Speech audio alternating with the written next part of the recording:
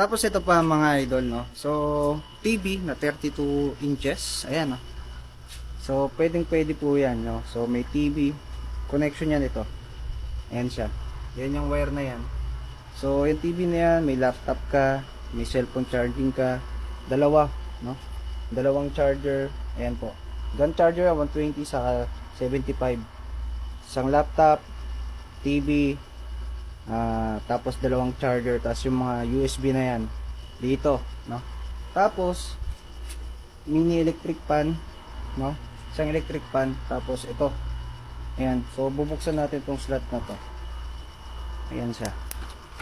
So halimbawa na lang mga idol, no, gabi, tapos manonood ka ng TV, tapos may dalawang electric pan, tapos merong kapang laptop mga idol, ayan, solar ka lang.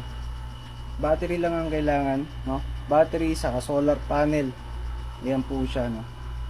So ito automatic transfer switch. Once na nalobat tong battery mo, siya yung magtatrabaho, nalilipat sa kuryente, no? Pwede mong ikabit yan doon.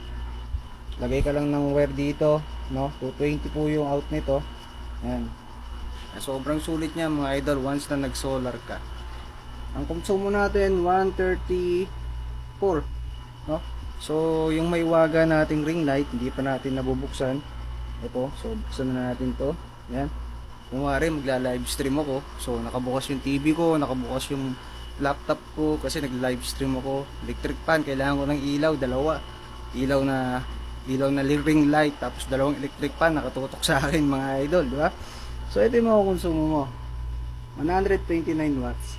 Sa 1000 watts, na peak power, tapos 500 watts na continuous usage mga idol, sapat na po yan, no? Kaya sobrang sulit na yan mga idol. Kaya pagka gusto niyo magpa-setup ng mga solar, no, gumagawa tayo ng ganito, na gumagawa tayo ng board setup mga idol. Kaya PM nyo lang ako kung interesado kayong makatipid sa kuryente, no.